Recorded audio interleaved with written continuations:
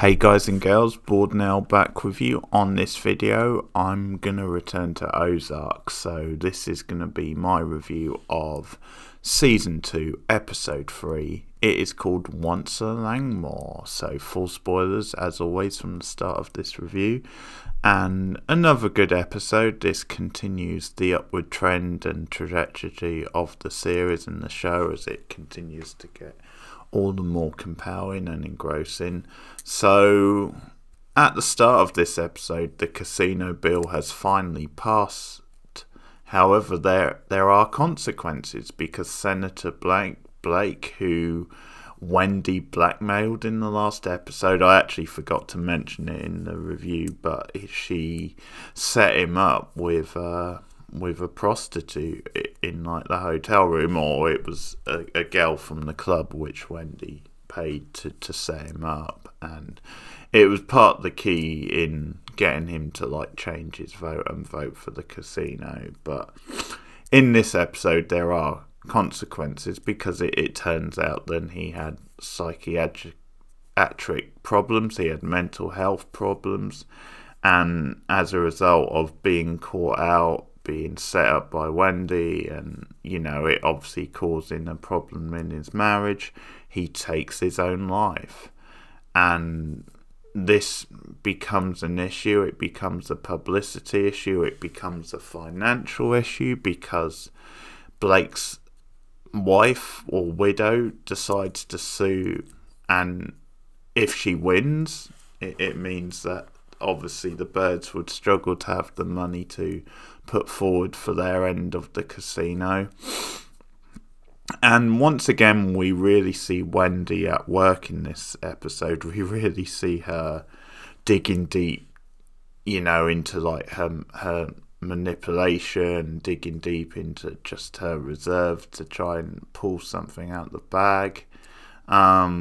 Because there's certain things going on with Charles Wilkes in the episode as well, where he wants a large casino adjacent development in exchange for his aid, but the Snells will not sell more land, so they're sort of at loggerheads, and this all sort of ties into what Wendy's trying to do.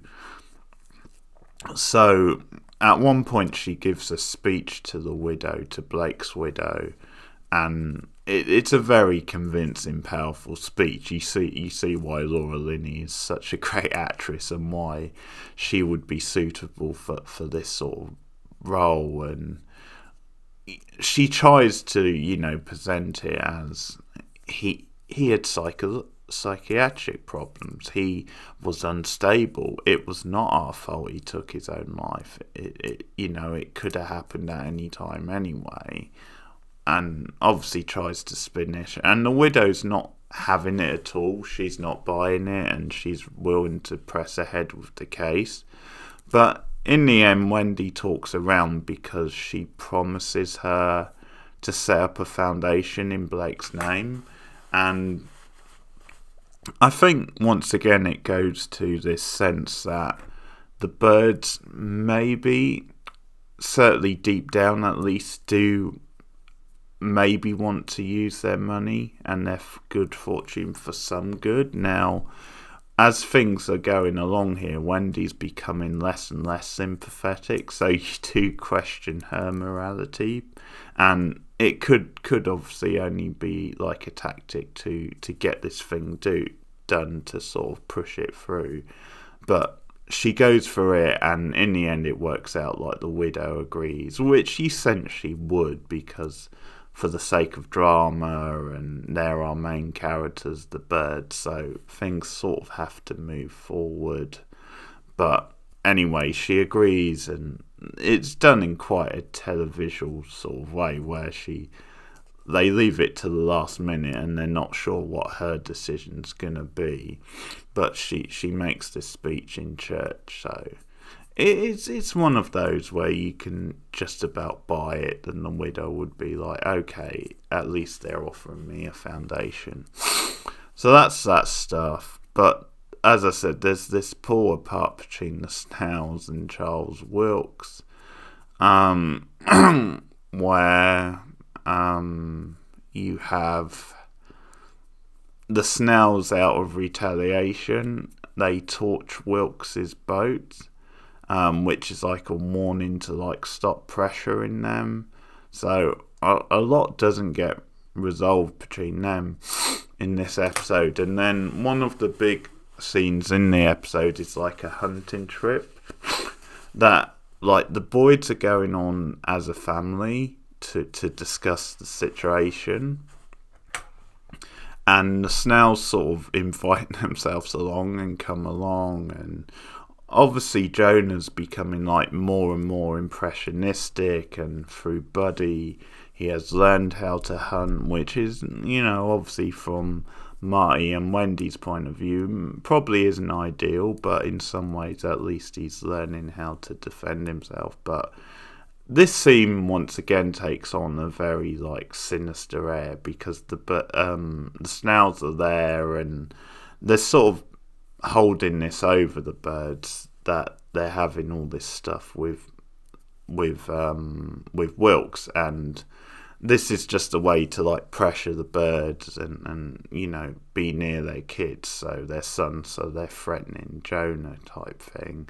And he goes, there's something very like aggressive about the scene and the whole mood about it, but he goes and kills the deer, which later on they have a part of the deer at lunch, and they're sort of celebrating partly because of the reapproachment and the casino stuff going through, but obviously they're still working out a compromise between them and with Wilkes.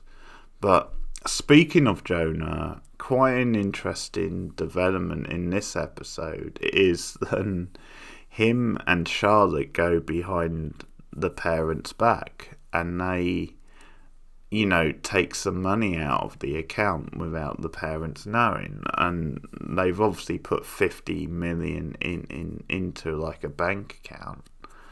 And Jonah uses his half. He takes 10,000 out, but he uses Charlotte as part of it. He gets Charlotte to pretend to be his mother, to be Wendy, over the phone, and so that because he's obviously not old enough to draw this money out alone.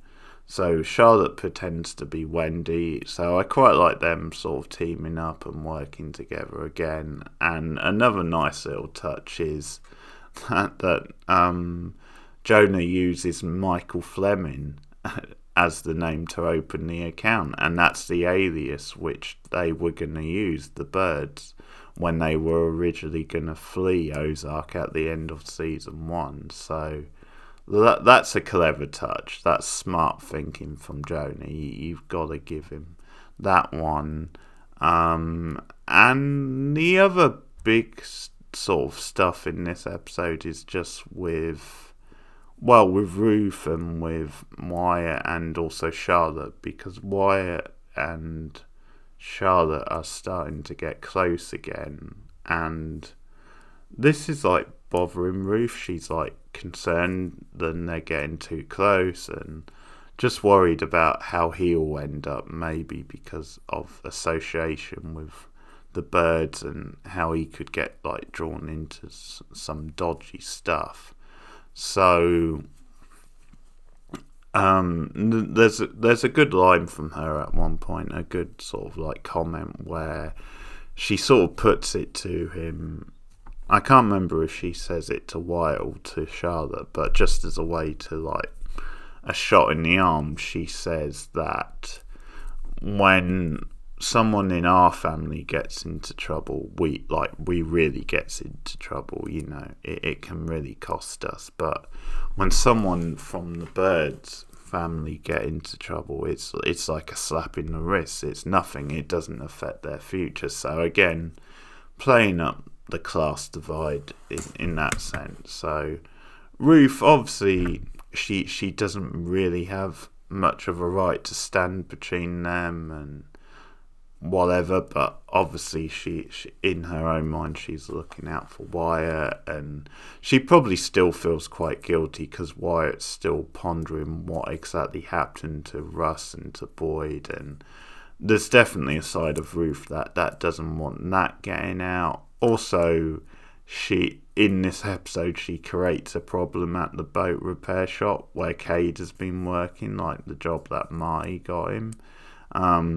And that sort of persuades the owner to sell and gives Marty a new business for like laundering. So that's like a much needed sort of form of income for the birds, because they're obviously struggling at the moment for various reasons.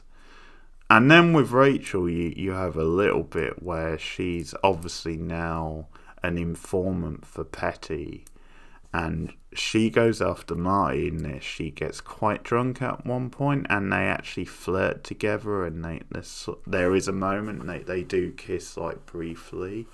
And I'm sort of more into their dynamic. I remember when I reviewed it in season 1, when like one of the early episodes where there was first this sort of spark between them, then I wasn't so into the storyline back then. It just felt a little bit forced and cliched, but it's grown on me a bit, and obviously it makes more sense now because of she's being like an informant for Petty. But they do have good chemistry, and probably because I feel bad for Marty, and the stuff with Wendy at times, then you maybe do feel could Rachel be a good partner for him. But it's actually an interesting scene because Rachel's obviously in theory trying to get like information from Marty, but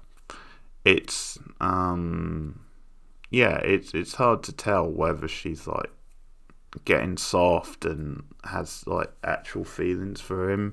And also it was hard in the scene to read whether she was like that drunk or if she was like more sober and a bit more like calculated in the scene. It was played quite nicely, and we see again Petty being a bit more like ruthless in what he's trying to do, because he uses stolen drugs to sort of like keep Rachel in line, basically saying, this is your bait sort of thing to make you do it. So good stuff. Good episode once again. I enjoyed pretty much all of it this time. So that's Ozark once again, episode 3 of the 2nd season. I will continue on. I am working up to the release of the final episodes at the end of April, so look out for more Ozark soon. Let me know your thoughts in the comments below. Like and subscribe. Share me out once again, and I'll be back with more soon. Thanks for listening. Goodbye.